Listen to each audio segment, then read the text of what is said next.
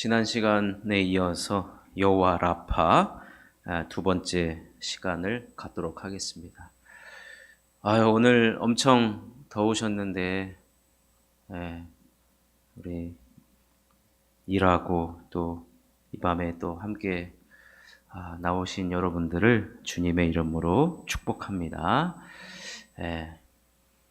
오늘 26절 맨 마지막에 보니까 나는 너희를 치료하는 여호와임이라.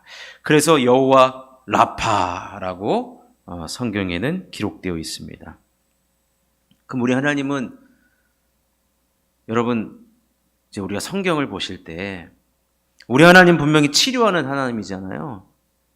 근데 이제 하나님은 어떤 경우에도 우리 질병을 치료할 수 있고 또 병고침을 당연히 우리 예수님께서 얼마나 많은 병자들을 고치셨습니까? 근데 오늘 본문과 상관없이 이제 읽게 되면, 오늘 사실 본문은 우리 하나님 치료하는 하나님이 나타나는데, 사실 이스라엘 백성들이 지금 걸린 병은 육체적인 질병이 아니었습니다. 지난 시간에도 언급해드렸지만 출애굽을 한 지 겨우 3일밖에 되지 않았는데도 불구하고 내 상황, 즉 물이 없는 상황이 되자 단번에 그들의 입에서 나온 말이 뭐였습니까? 원망이고 불평이었습니다. 원망이고 불평은 마음에서 나오는 거잖아요. 그러니까 지난 시간에 하나님은 우리들에게 구원의 감격을 잊지 않도록, 이거는 진짜 중병이에요, 중병. 구원의 감격을 잊는다는 것은.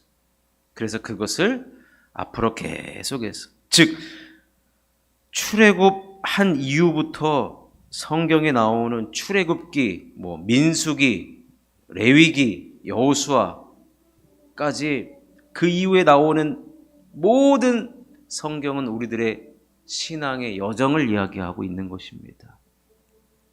그래서 우리가 구원받은 감격, 그것은 절대로 잊으면 안 된다.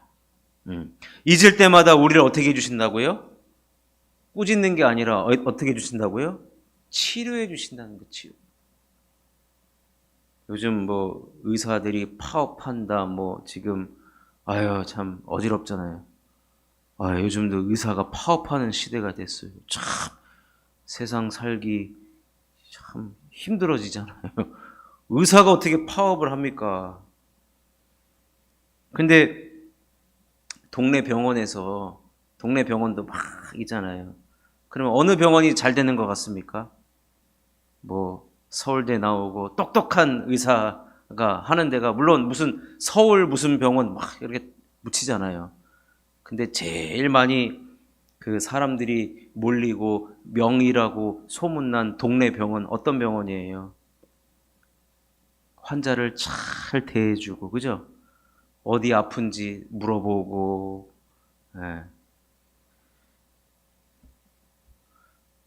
당연히 그렇게 하면은 아프죠. 이렇게 이제 구박하는 의사들이 있어요, 가끔.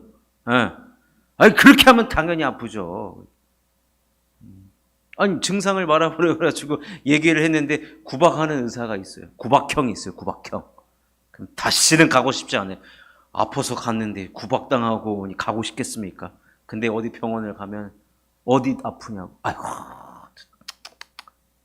또 어디 아프냐고 막 물어보고 막 이렇게. 근데 그래가지고 학교 어디 나왔나 보면은 기대치보다 조금 떨어져요. 근데도 그 병원 계속 가게 돼요. 여러분, 우리 하나님이 구원의 감격을 잊었다고 해가지고 단번에 호통치고 혼내고 이런 분이 아니라 우리를 치료해 주시는 하나님. 자, 오늘 두 번째 살펴보겠지만, 그럼 여호와 라파, 우리를 치료하는 하나님은 어떤 하나님이냐면요, 순종하고 나면 복이 기다리고 있음을 보여주시는 하나님이라는 거예요. 이스라엘 백성들이 그 마라의 쓴물을 먹자마자 퇴퇴 뱉으면서 하나님을 향하여서 원망과 불평을 쏟아냈습니다. 그런데 하나님께서 그 이스라엘 백성들을 치료하시겠다라고 하면서 오늘 우리가 몇 절이죠? 25절이죠. 25절에 보면은 여호와께서 그들을 위하여 법도와 율례를 정하셨어요. 법도와 율례. 그리고 그들을 시험하실세. 그래서 시험하실세. 그 말은 이제부터 구원받은 백성이 하나님의 말씀을 듣고 살아야 된다는 거예요. 하나님의 법대로 살아가라는 거예요. 이제 이집트에서 살았을 때의 법은 다 잊어라. 과거의 법은 이제 우리를 올가맬 수 없다는 거예요. 그 법의 지배를 받지 말고 이제 너희를 구원한 하나님의 법, 새로운 법, 그 법은 뭐냐? 우리들에게 자유와 구원을 주는 법인데 그 말씀에 순종을 하면 복이 기다리고 있다라는 것을 우리들에게 알려주시고 싶었던 거예요. 그럼 앞으로 우리의 신앙 여정은 뭐예요? 하나님의 말씀에 순종하면 당연히 복이 기다리고 있다는 거예요. 근데 오늘 26절 말씀을 보면 좀 재미있는 표현이 있거든요. 한번 읽어보겠습니다. 26절 한번 읽어보겠습니다. 시작. 이르시되 너희가 너희 하나님 나 여호와의 말을 들어 순종하고 내가 보기에 의를 행하며 내 계명에 귀를 기울이며 내 모든 규례를 지키면 내가 애굽 사람에게 내린 모든 질병 중 하나도 너희에게 내리지 아니하리니 나는 너희를 치료하는 여호와임이라. 자, 거기 보면 순종하면 이제 복이 기다리고 있다라는 말이 이제 그 뒤에 나오는데 그 중간에 내가 애굽 사람에게 내린 모든 질병, 이제 10가지 재앙을 얘기를 해요. 탈출하기 전에 10가지 재앙을 내렸는데 그때 질병을 내렸어요. 피부병도 있었고요. 그죠? 전염병도 있었고 이런 질병들이 하나님께서 내리신 건데 무엇 때문에 그 질병을 내리셨느냐? 애굽 사람은 하나님 말씀에 불순종했기 때문에 그래요. 불순종. 결국엔 애굽 사람들에게 내려졌던 그 10가지 재앙 중에 질병에 관련된 재앙은 불순종의 결과였다는 겁니다. 불순종의 결과.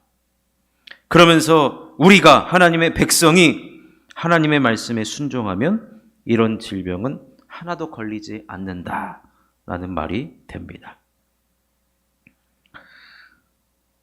마라에서 쓴 물을 하나님께서 단물로 바꿔주십니다. 이제 단물을 먹었어요. 그리고 나서 2시간 정도 걸었더니요. 무슨 일이 벌어졌는지 아십니까?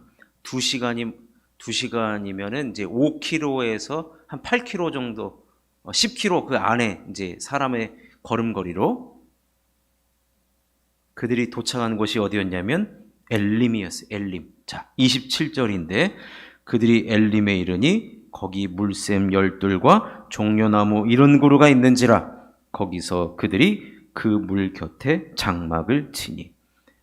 한 2시간 정도 가니까 무슨 일이 벌어져요? 기가 막힌 광경이 그 눈에 들어오게 됩니다. 그것은 사막의 오아시스였어요. 오아시스.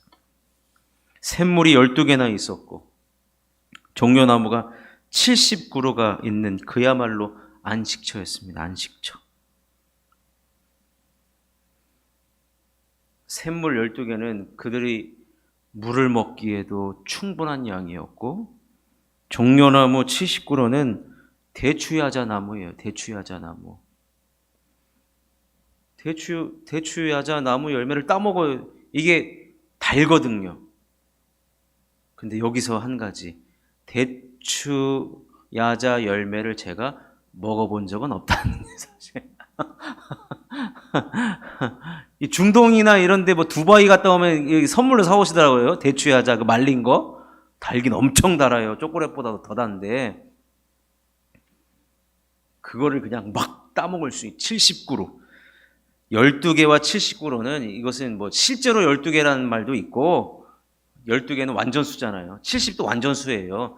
그만큼 이스라엘 백성들 그 200만 명이 충분히 먹을 물과 그 나무에 쉴 수 있는 그런 완벽한 그러한 이스라엘에게 있어서는 복이죠. 복. 진정한 복이죠. 조금만 가면, 거기서 마라에서 2시간만 가면 엘림이 있었는데 그것을 못 참고 이스라엘 백성들은 불평, 불만을 토해내었습니다. 조급함으로부터 나타난 불평과 불만, 그리고 자신에게 다가온 위험에만 온 신경을 쏟는 그 가벼운 믿음, 이 불신앙을 하나님께서는 치료하시겠다는 거예요. 치료하시겠다. 그런 걸 보면은 신앙생활에 있어서 벌써 여기서부터 하나님께서 우리들에게 가르쳐 주시는 것이 뭐냐? 순종한다고 당장 복이 임한다는 것은 아니에요. 네. 근데요, 2시간 거리에 반드시 있다는. 그래서 제가 이걸 보니까 신앙생활은 뭐 직접적인 건 아니지만 이 2시간 싸움인 것 같아요. 2시간 싸움. 내가 2시간 동안 믿음으로 순종하며 기다리며 그 믿음의 주님 바라보고 그 약속 바라보고 말씀 바라보고 내가 2시간을 순종하며 인내하며 걸어가느냐, 아니면 그 시간을 불평불만으로 채워나가느냐. 근데 여러분 보십시오. 기가 막힌 것은 불평불만하는 사람이 엘림에 도착 못했습니까? 아니에요. 하나님은요, 치료하셔서 데리고 가요. 여기에 하나님의 은혜가 있는 거예요. 여기 계신 우리 모두는요, 불평불만 할 수 있어요. 저도 마찬가지고. 근데 하나님 치료하신다는 거예요. 치료하셔서 우리를 어디까지 데려가시느냐? 엘림까지 데려가신다는 거예요. 엘림까지. 왜요? 복을 누려야 돼. 신앙생활은 복을 누리는 겁니다. 복을 누리셔야 돼요. 그 샘물 12개와 그 종려나무 70그루가 있는 그야말로 안식처 중에 안식처.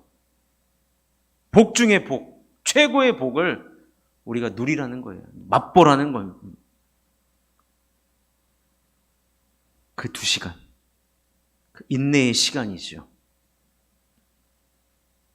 그러니 비록 지금 당장 내 눈앞에 나타나는 것이 없다 할지라도, 또 내 손에 잡히는 것 하나 없다 할지라도, 물을 발견했으나 그것이 비록 쓴물이어서 먹을 수조차 없는 그런 상황에 처해 있다 할지라도, 그때 우리가 가져야 될 신앙적인 마음과 태도는 무엇이냐? 첫 번째로는 조급해하지 않는 거예요. 조급해하지 않는 것.